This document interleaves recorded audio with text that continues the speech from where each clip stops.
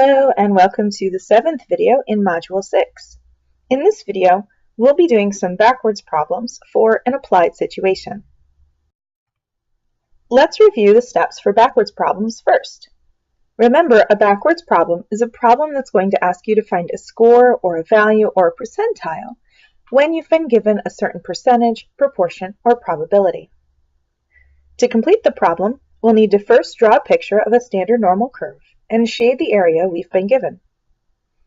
Then, we're going to have to find the area that corresponds to a value we can find on the table.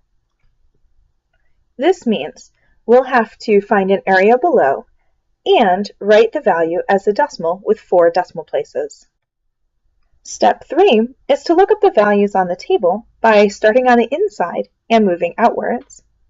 And lastly, we'll convert the z-score to a score or value if we need to.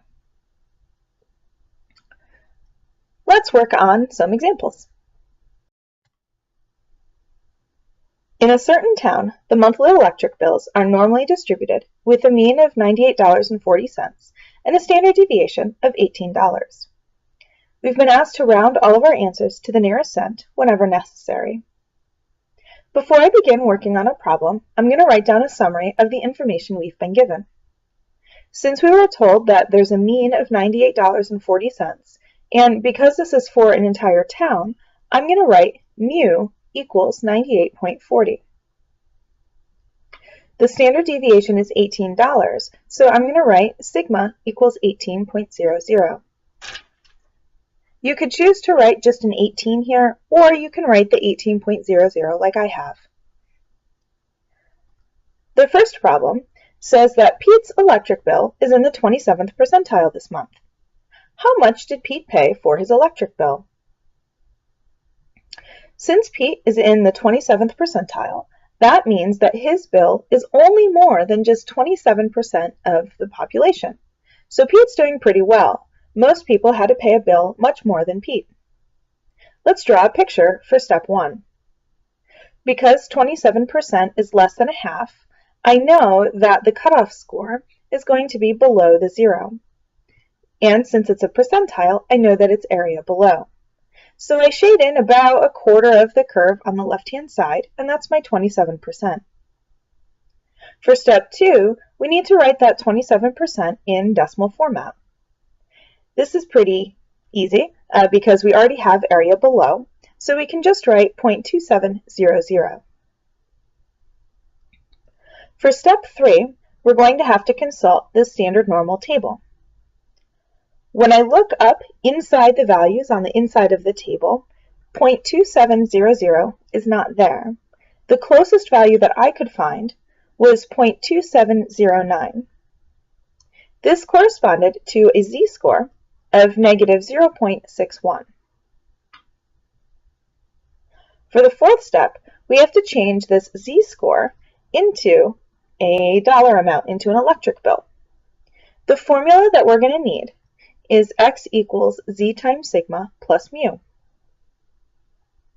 Since I did my summary earlier, I already know which values I need to plug in for mu and for sigma, and our z-score was negative 0.61. So we can just substitute those values in. And we have a negative 0.61 times $18 plus 98.40. And when I carry out the computation, I end up getting $87.42.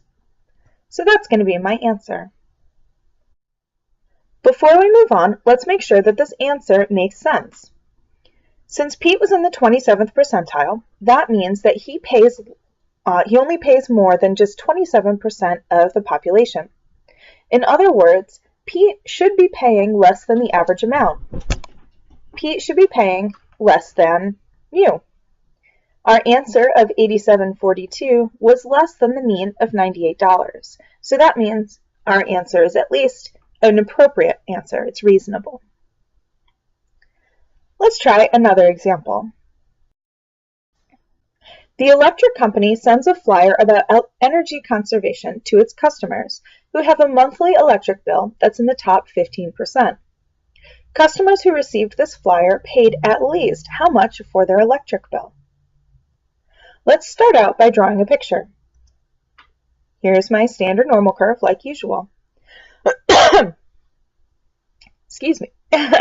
Next, we need to figure out how to shade this. We're interested in those who have a top 15%. Since this is the top 15%, I'm going to start shading on the right-hand side.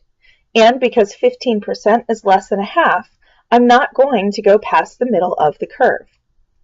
So 15% up on the top is going to look like this. Next, for step 2, we have to figure out a value we can look up on the table. This time, we do not know the area to the left of the cutoff mark. We know that there's 15% above, so we have to do a little bit of figuring out to get the area below. First, I'm going to say, well, what is 100 minus 15? And that will tell us 85%. This means that that white region is 85%. Converting this into the decimal form, we end up with 0.8500. When I look up this value on the table for step 3, I'm going to look on the inside of the table using the table backwards for the closest number to 0.8500. When I tried that, the closest number that I could find was 0.8508.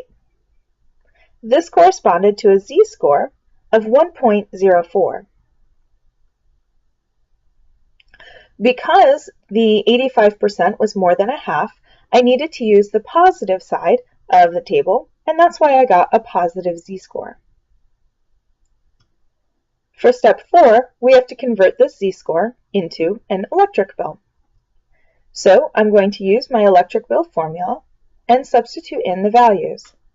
I'll use 1.04 for Z, $18 for sigma, and $98.40 for mu. When I carry out the computation, I wound up getting $117.12. And that's going to be my answer. Again, as a quick reasonableness check, the top 15% should be paying much more than the mean. Since the mean was only $98.40 and the value we found is $117.12, this means our value is reasonable. Let's do one more example together. Let's find the middle 80% of electric bills. You guys know the drill now. We're going to start out by drawing a standard normal curve. Then 80% is most of the curve, right? Only a little bit will not be shaded in. Since this is the middle 80%, I'm going to symmetrically shade in 80% of my curve. Recall that for middle problems, we do get 2 z-scores, but because of the symmetry, we only need to find the negative z-score. So, in order to find that negative z-score, I need to determine this area below the cutoff score. Since 80% is the middle, I can subtract that from 100 to get 20% is the total for the two tails. Dividing 20 by 2 gives me 10%, so each of those white regions must be 10%. As a check, 10 plus 80 plus 10 is going to give me 100%. Lastly, writing 10% in decimal form with 4 decimal places is going to be 0.1000. Looking this up on the table is going to be our step 3. Since 10% is less than 50%, we're going to need the negative z-score side of the table. The closest value to 0.1000 that I could find was 0.1003, and this corresponded to a z-score of negative 1.28. Remember, since this is a middle problem, we actually get 2 z-scores. So our z-scores are going to be negative 1.28 and positive 1.28. For the last step, we need to convert the z-scores into electric bills.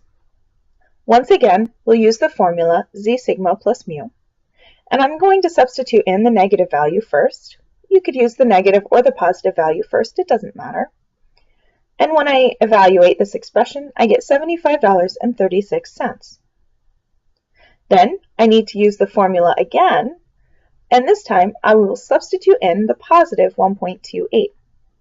So 1.28 times $18 plus $98.40. I'm going to evaluate that, and I get $121.44.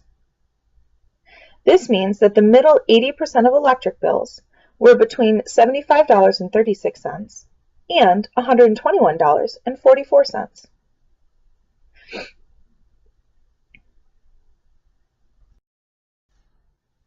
This concludes our video on backwards problems. In the next video, we'll apply this standard normal curve technique to a new situation that uses a very useful theorem called the central limit theorem. Thanks for watching, and have a great day.